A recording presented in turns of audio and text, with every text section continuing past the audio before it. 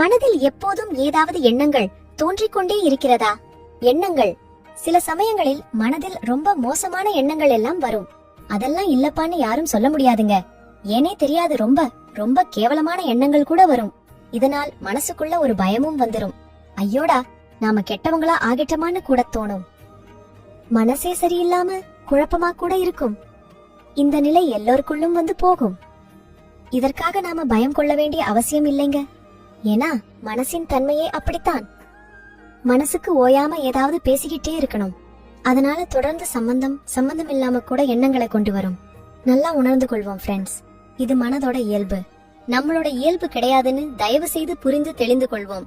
அப்ப மனம் வேற, நம்ம வேறையா? ஆமாங்க, ஆமா. மனம் நம்மளோட பேச்சை கேட்டா ஞானி, யோகி. மனசோட பேச்ச நாம கேட்டா போனி, போகி. அவ்வளவுதான்.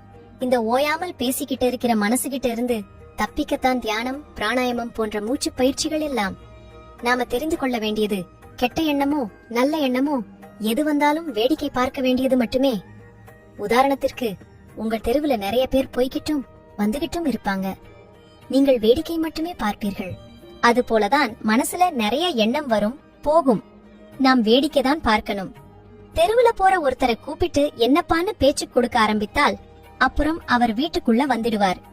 இது போலத்தான் மனதில் தோன்றும் எண்ணங்களை வேடிக்கை பார்க்காமல் அதன் பின்னாலேயே போக ஆரம்பித்தால் கெட்ட எண்ணங்கள் வரும்போது கெட்டவர்களாகவும் நல்ல எண்ணங்கள் வரும்போது நல்லவர்களாகவும் மாறி மாறி நிற்போம் நாம்.